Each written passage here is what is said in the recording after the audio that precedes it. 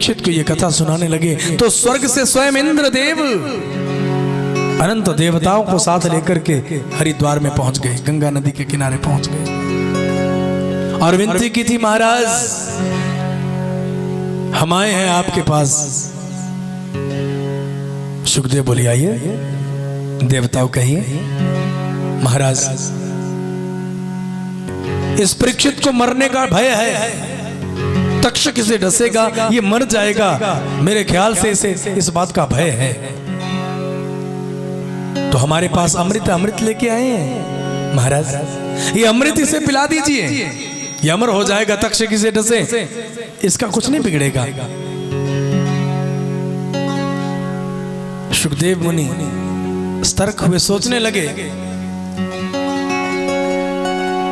कोई जरूरत से ज्यादा तुम्हारा फायदा करने लगे तो समझ लेना कि जरूर दाल में कुछ काला है। जोर से बोलना पड़ेगा, जय श्री कृष्ण। जय श्री कृष्ण। ऐथे कोई नहीं किसे लई मरदा हुए, हर कोई अपनों अपनी करता है। और जेकर कोई बिना मतलब से दिखाए कि मुझे कोई मतलब नहीं है लेकिन मैं तेरा फायदा करना चाहता हूं, तो समझ लेना दाल में कुछ काला, बच जाना, संभल जाना। हर किसी ते एतबार नहीं हुंदा, हर कोई सच्चा यार नहीं हुंदा। जे रब चावे ताइयों हुंदा है, हर किसी दे नाल प्यार नहीं हुंदा। गुंगे दा दुख गुंगा जाने, गुंगे दा दुख गुंगा जाने, अन्ने दा दुख अन्ना जाने। हर कोई समझदार नहीं हुंदा, हर किसी ते एतबार नहीं हुंदा, हर कोई सच्चा यार नहीं हुंदा।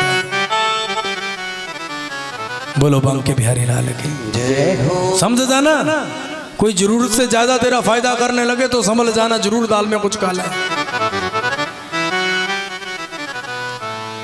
सुखदेव बोले, भाई देवो, इंद्र मुझे याद है कि इस अमृत के लिए कितना बड़ा पंगा हुआ था तुम्हारा दानवों के साथ, कितना बड़ा युद्ध हुआ था तुम्हारा, मुझे याद है। अमृत ही कारण बना था और नारायण भगवान को वामन भगवान बन के होना पड़ा।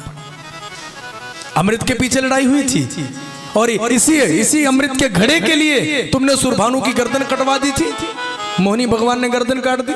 इतना बड़ा जिस अमृत के लिए पंगा हुआ, वो अमृत हमारे बिना मांगे ही देने आ गए।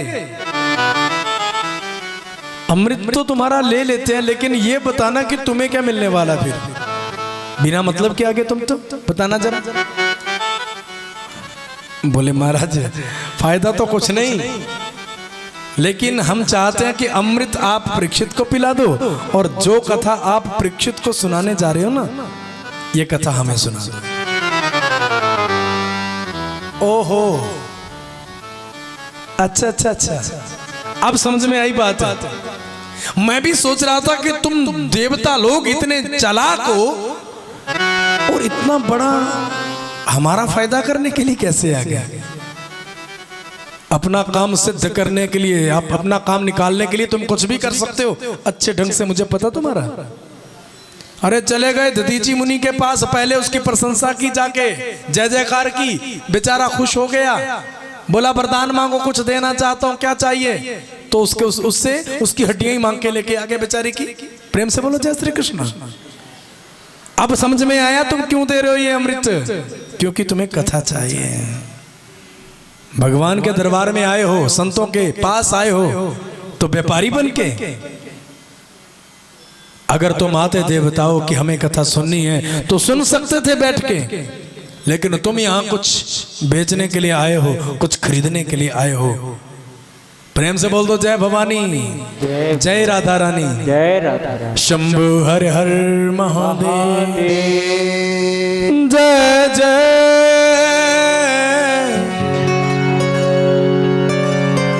श्री राधे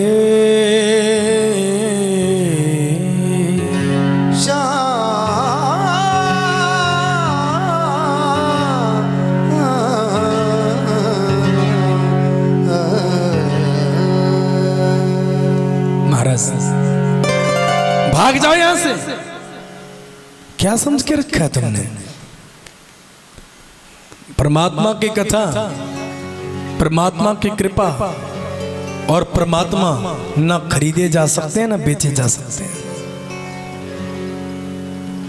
इनको लिया और दिया जा सकता है, लेकिन जो लेने और देने की दौलत है वो ये नोट नहीं है, ये हीरे मोती नहीं है, वो प्रेम है, वो भावना, वो श्रद्धा रूपी दौलत होनी चाहिए तेरे पास। हमको बुद्धू समझ के रखा है देवताओं। भाई कोई बुद्धू ही होगा, ना समझ ही होगा, जो कांच की चूड़ियों के बदले अपने सोने के कंगन किसी को दे देगा। अरे ले जाओ अपना घटिया अमृत, हमें नहीं चाहिए। इंद्र ने अपने घड़े को देखा, बोलो कर लो बात। स्वर्ग में सबसे अच्छी चीज एक ही थी, ये अमृत। हमें बड़ा अहंकार था, बड़ा घमंड था, भैया हमारे स्वर्ग में अमृत है, और ये संत कह रहा है ये घटिया है, हमारे अमृत को घटिया कह दिया। चले तो गए, लेकिन बोले देख ले दिया परीक्षित को क्या मिलेगा। प्रेम से बोलना पड़ेगा जय श्री कृष्ण। ब्रह्मा जी के पास चले गए, बोले ब्रह्मा जी प्रणाम। बोले सुखी रो। बोले सुखी काहे के रो? महाराज स्वर्ग में एक ही चीज थी सबसे हटके, पूरे ब्रह्मांड में ऐसी चीज नहीं है। ये अमृत, ये जो घड़ा हम उठा के घूम रहे हैं, हमें आज तक बड़ा अभिमान था कि हमारे स्वर्ग में भैया अमृत है, और अमृत से बढ़ के संसार में कुछ है ही नहीं महाराज। लेकिन वो संत शुकदेव ने हमारे इस अमृत को तो तुच्छ कह दिया, घटिया कह दिया। ब्रह्मा जी जरा आप बताएंगे इस कथा में ऐसी खासियत है क्या? ब्रह्मा जी बोले अपन ने भी कभी सुनी नहीं है। प्रेम से बोलो जय श्री कृष्ण। कभी टाइम ही नहीं मिला, कभी टाइम नहीं लगा, तो कभी कथा सुनी तो नहीं है, लेकिन कोई बात नहीं, कथा शुरू हो रही है, 7वें दिन देख लेंगे क्या मिलेगा परीक्षित को, देख लेंगे। कथा चलती रही। 7वां दिन कथा का पूर्ण हुई कथा, और जैसे ही कथा पूर्ण हुई सुखदेव मुनि तो चले गए। ब्रह्मलोक में ब्रह्मा जी के पास इंद्र आदि समस्त देवता खड़े हैं। सोचने लगे अब देखते हैं, सूर्य अस्त होने वाला है, अब देखते हैं कि बच जाता है ये परीक्षित कथा सुन के। लेकिन तभी क्या देखा, तक्षक आया भेष बदल के, कीड़े के रूप में आया, पुष्प में वास किया, परीक्षित के आगे पहुंचा है, और एक विकराल नाग का रूप धारण किया और परीक्षित को, परीक्षित के शरीर की राख बनी, हवा का झोंका आया, उड़ा के ले गई, गंगा जी में बहा दिया। इंद्र हंसने लगा। अरे अरे ब्रह्मा जी कमाल हो गया, बेचारा परीक्षित बेमौत मारा गया। ब्रह्मा जी भी मुस्कुराने लगे, बोले हाँ। इंद्र बोला अगर वो संत मान जाता, सुखदेव मान जाते और इसको अमृत पिला देते तो मेरे ख्याल से आज ये परीक्षित मरता नहीं। हमारे अमृत को घटिया कहा तो क्या दे दिए कथा ने इस परीक्षित को। लेकिन दूसरे ही पल बिजलियां कड़कने लगी।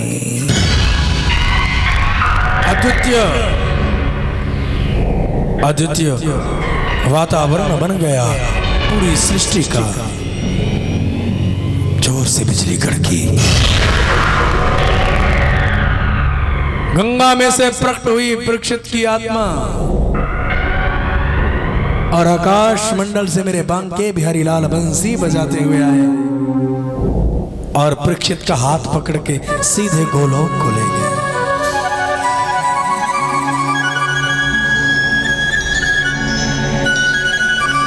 इंद्र रो पड़ा, ये क्या हुआ? समस्त देवताओं की आंखें खुली की खुली रह गई। ये क्या हुआ? हाँ, ऐसी मुक्ति भूतो ना भविष्यति, ना हुई किसी की, ना मेरे ख्याल से कभी होगी।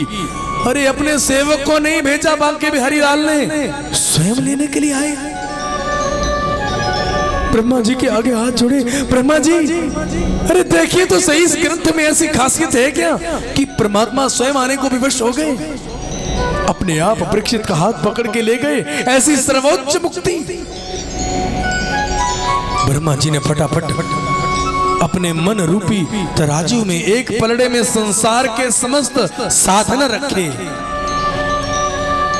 संसार में जितने भी दान पुण्य करने से, ये सत्कर्म करने से जो पुण्य प्राप्त होता है उसका फल रखा, सभी तीर्थों का फल रखा, और एक तरफ श्रीमद् भागवत महापुराण का एक ग्रंथ रखा। लेकिन बड़ी विचित्रता,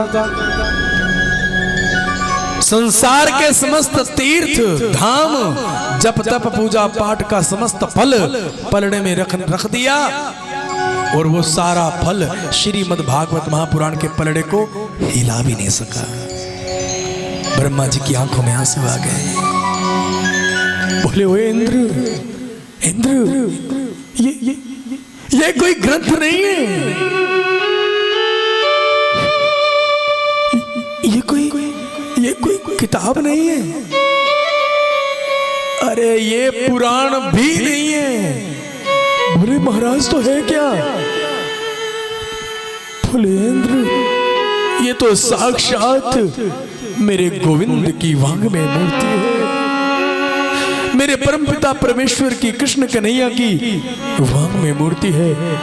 इसके बारे में तर्क नहीं करना, इसको तो बस प्रणाम करो। बोलिए श्रीमद् भागवत महापुराण की जय हो। जय जय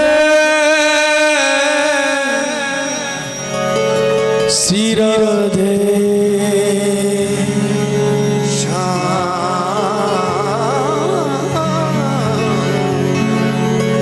ऐसा दिव्य ग्रंथ मात्र 7 दिन में इस कथा को सुनकर के मुक्ति प्राप्त कर ली। ऋषियों, ये वो दिव्य ग्रंथ है, वो महापुराण है। ऐसी कथा के माध्यम से भक्ति के पुत्रों ज्ञान और वैराग्य के ऊपर अनंत कृपा हुई थी, और इसी कथा के प्रभाव से जिस धुंधुकारी का उद्धार गंगा में, गया में जाकर के पिंडदान करने से नहीं हुआ, गायत्री का अखंड पाठ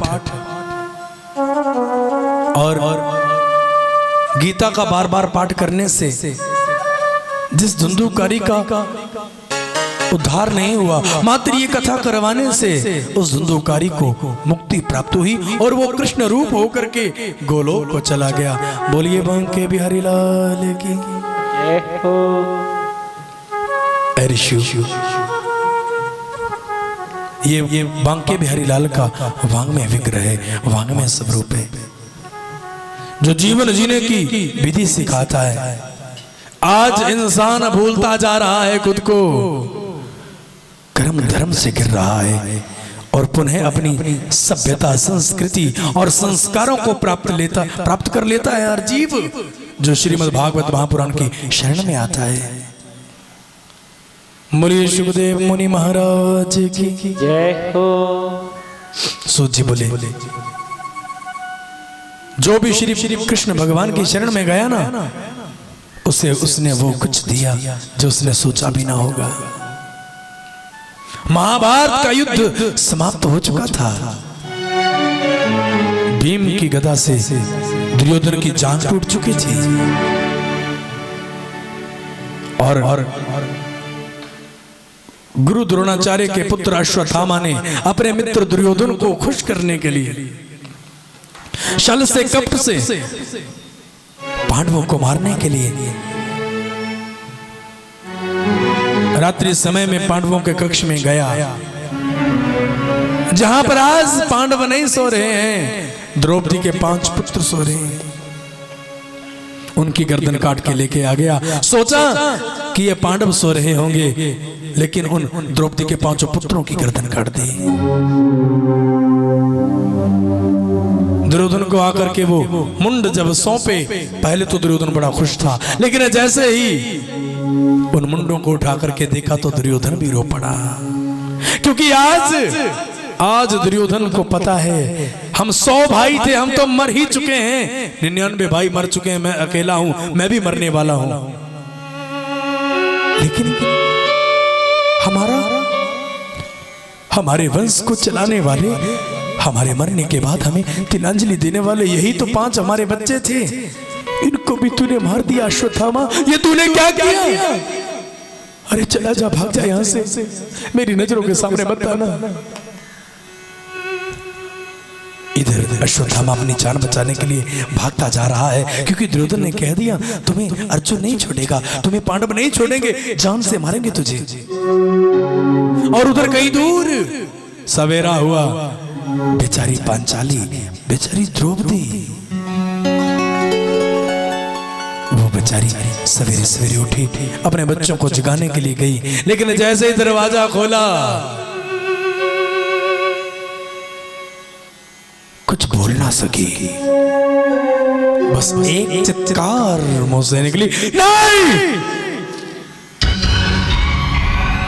बस आंखों से आंसू गिर रहे हैं और गला बंद हो गया, कोई शब्द नहीं निकला। समस्त पांडव दौड़े दौड़े आए, पूछा पांचाली क्या हुआ? इशारा कर दिया अंदर की ओर, देख लो पूरा पूरा कक्ष खून से लथपथ हुआ पड़ा है। पांडव रो रहे हैं, पांचाली रो रही है, कृष्ण कन्हैया पीछे पीछे आए, सामने आकर के खड़े हो गए। उन्हें सब पता है आज द्रौपदी के 5 पुत्र मरे तो कृष्ण कन्हैया की वजह से।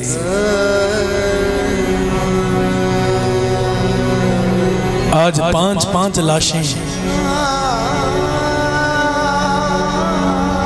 एक मां के आगे पड़ी हैं, तो किसकी वजह से? कृष्ण कन्हैया की वजह से।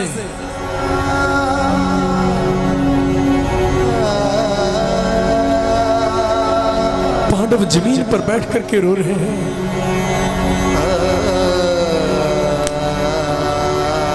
द्रौपदी रोती रोती आई, कृष्णा कृष्णा ये क्या हो गया? कन्हैया वो देखो ना, मेरे 5 पुत्र मर गए कन्हैया, मेरे 5 पुत्रों का वध कर दिया। कन्हैया कन्हैया ऐसा नहीं होना चाहिए था। क्यों हुआ कन्हैया ऐसा? हाँ कन्हैया चुप रहे,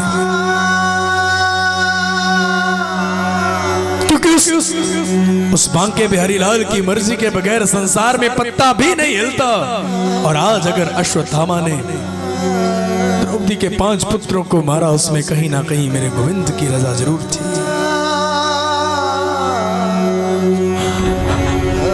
कृष्णा कृष्णा आज मेरे 5 पुत्र मर गए, क्यों हुआ कन्हैया? ऐसा बताओ ना कन्हैया, कुछ तो बोलो।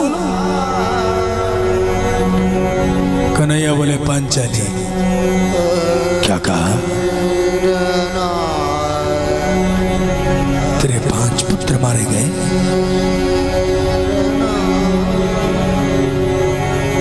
द्रौपदी तू क्षत्राणी है और क्षत्राणियों की आंखों में आंसू शोभा नहीं देते। क्या कहा तूने? तेरे 5 पुत्र मर गए, बड़ा दुख हो रहा है तुझे। जरा सोच, कुरुक्षेत्र की भूमि पर कितनी मां के पुत्र मरे हैं,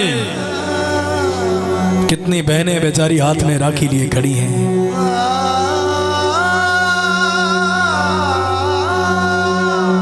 महीनों बीत गए, उनके भाई वापस नहीं गए घर। कितने बच्चे, छोटे छोटे बच्चे दरवाजों के ऊपर खड़े होकर के पिता के आने की प्रतीक्षा में खड़े हैं, पिता नहीं आएंगे कभी उनके। कितनी स्त्रियों की मांग उजड़ गई, कितनी माओं की गोद सोनी हो गई, कोई गिनती नहीं की जा सकती।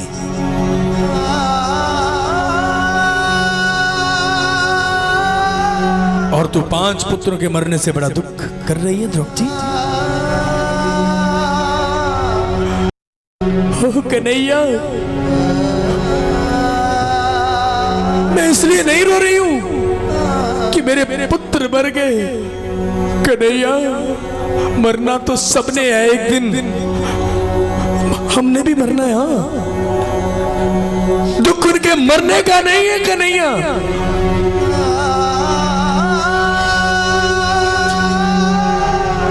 तो सिर्फ ये है कि वो देखो, उनको जाके देखो कि नहीं है वो जैसे मैं उनको रात को सुला के गई थी वो वैसे के वैसे ही लेटे हैं। अर्थात जो भी दुष्ट उनको मार के गए ना, उनकी गर्दनें काट के ले गया, उस पापी ने मेरे पुत्रों को एक पल जगाया भी नहीं है।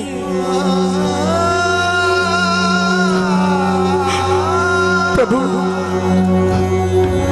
दुख उनकी मौत का नहीं है, दुख इस बात का है कि अगर वो पापी उन्हें जगा लेता ना,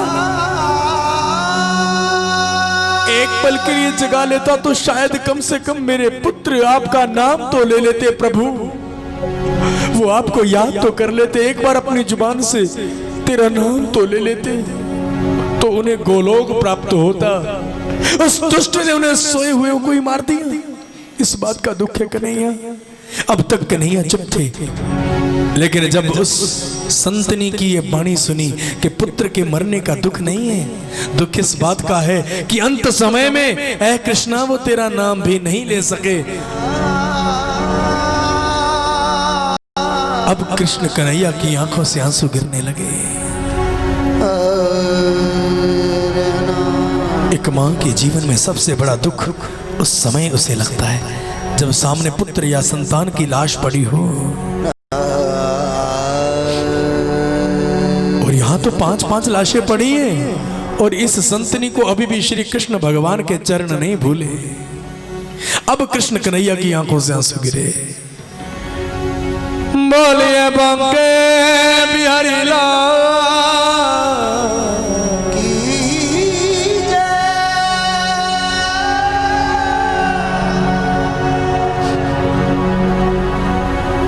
पांचाली रो रही है।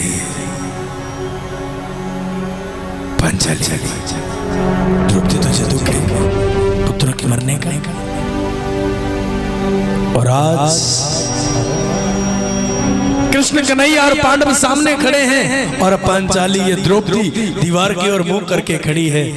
कृष्ण चरणों को छुप छुप के देख रही है और क्या कह रही है? तू जिन्ने मर्जी दुख दे ले, बेदर्दा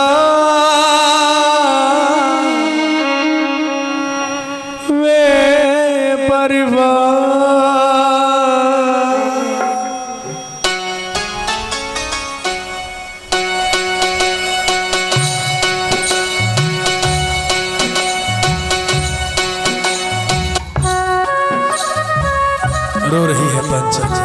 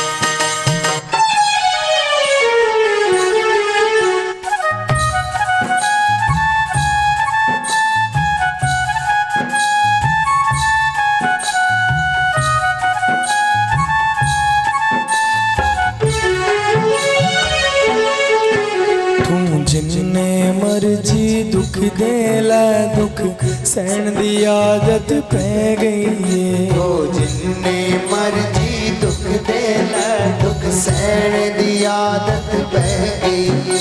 तू जिन्ने मर्जी दुख देला दुख सहन दी आदत पै गई है। ओ जिन्ने मर्जी दुख देला दुख सहन दी आदत पै गई है। बेदर्दा तेनू की कहना,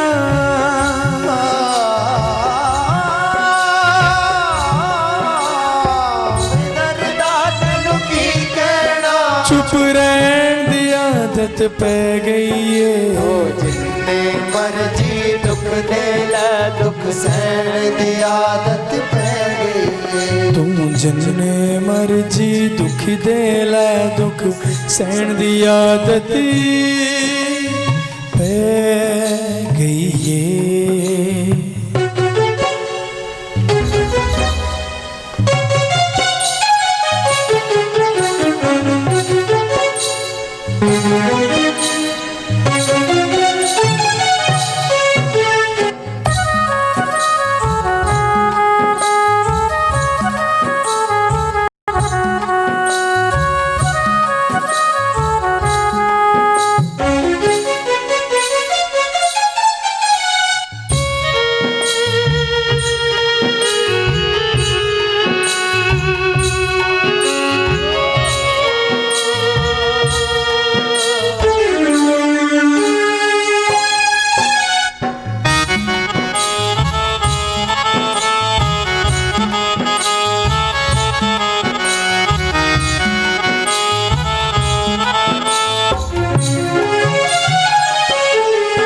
साडे चेहरे उत्ते लिखियां ने साडे दिल ते जो जो बीतियां ने असी भुलना चाहिए भुलदे ने मेरे नाल तू जो जो कीतियां ने मेरे नाल तू जो जो कीतियां ने मेरे नाल तू जो जो कीतियां ने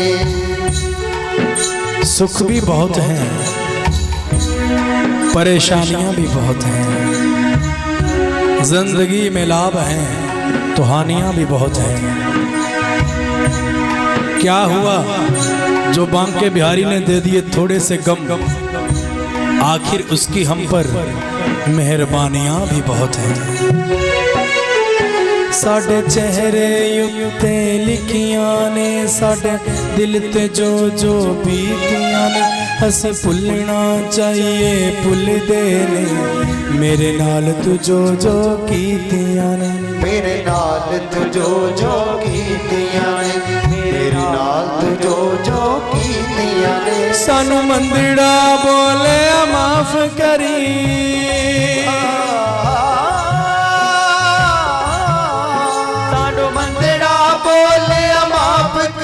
सच कहन दी आदत पै गई है जिन्ने मर्जी दुख दे ले दुख सहन दी आदत पै गई है तू जिन्ने मर्जी दुख दे लै दुख सहन दी आदत पै